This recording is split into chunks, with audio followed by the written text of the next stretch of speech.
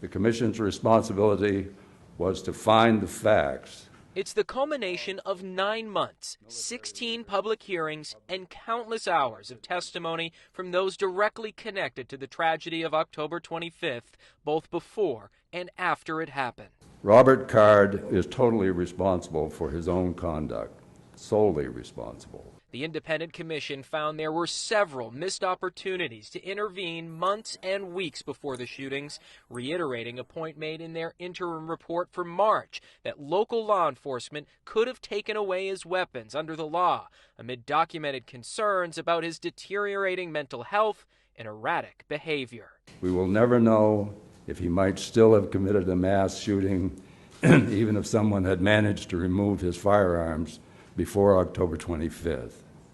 But the Commission unanimously finds that there were several opportunities that, if taken, might have changed the course of these tragic events. Specifically, the Commission found the Saginaw County Sheriff's Office, which tried to conduct a welfare check on Card weeks before the shooting but never made contact with him, could have used Maine's yellow flag law, but never did.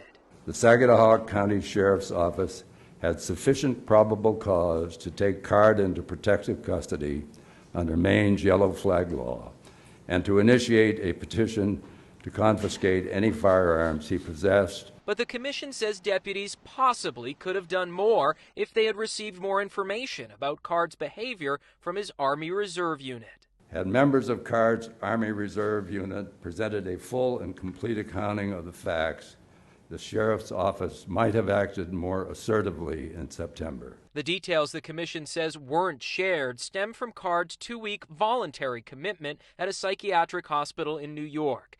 Despite being diagnosed with psychosis and sharing homicidal thoughts, the report shows Card was eventually deemed safe to release after hospital staff felt they couldn't win a court case to involuntarily commit him. Card's Army commanders were told to make sure he was following a care plan after his release, taking medication, and to take away his weapons, none of which they did.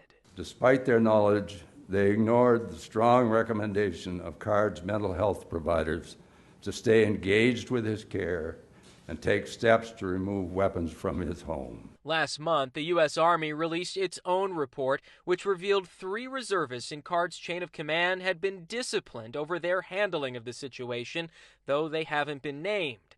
The Independent Commission didn't include any recommendations of its own, with members only saying the facts outlined in the report should help guide others in those decisions. We hope this truth will help the healing process while simultaneously enabling the public and policymakers to learn from mistakes.